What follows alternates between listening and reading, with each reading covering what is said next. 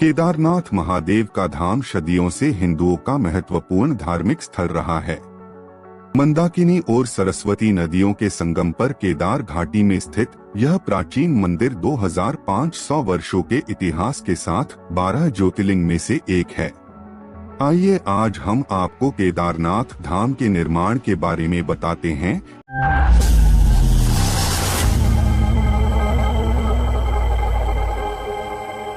केदारनाथ मंदिर के बारे में ऐसा कहा जाता है कि इसका निर्माण पांडवों ने पाप मुक्त होने के लिए करवाया था। महाभारत युद्ध के कारण पांडवों पर ब्रह्मा हत्या, गुरु हत्या, गोत्र हत्या व कुल हत्या आदि पाप चढ़ चुके थे।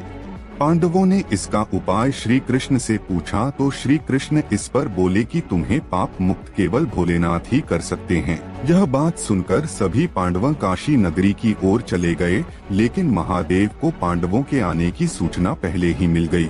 महादेव पांडवों से मिलना नहीं चाहते थे, क्योंकि महादेव पांडवों द्वारा किए गए पाप से अत्यधिक क्रोधित थे। लेकिन महादेव पांडवों से बिना मिले ही वहां से चले गए। पांडवों ने महादेव को काशी में सब जगह ढूंढा पर वे नहीं मिले। माता पार्वती से पांडवों की यह व्यथा देखी नहीं गई। माता पार्वती ने पांडवों को बताया कि महादेव आपसे अत्यधिक क्रोधित है और वे हिमालय की पहाड़ियों की ओर गए हैं। माता पार्वती की यह बात सुनकर सभी पांडव हिमालय में बसे गढ़वाल क्षेत्र में चले गए। भगवान शिव भी पांडवों से चूक कर यही आए थे। जब महादेव ने देखा कि सभी पांडव उनके पीछे पीछे आ रहे हैं, तब महादेव ने इसका एक उपाय निकाला। महादेव वहां पर चर रहे पशुओं के बीच गए और वहां पर महादेव ने बैल का रूप धारण कर पशुओं के झुंड में मिल गए, ताकि पांडव महादेव को पहचान न पाए। पांडवों ने सब जगह महादेव को ढूंढा पर वे नहीं मिले। फिर पांडवों को आभास हुआ कि महादेव इन्हीं पशुओं में शामिल हैं।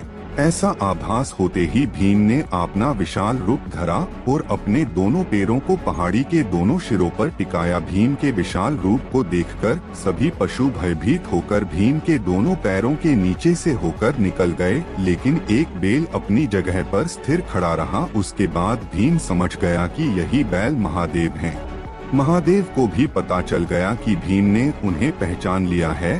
तब महादेव बैल के रूप में ही धरती में समाने लगा। यह देखते ही भीम ने बैल की पीठ पकड़ ली। पीठ को भीम द्वारा जकड़े रहने पर वह वहीं पर स्थिर रह गई, जहां पर आज केदारनाथ महादेव का धाम है।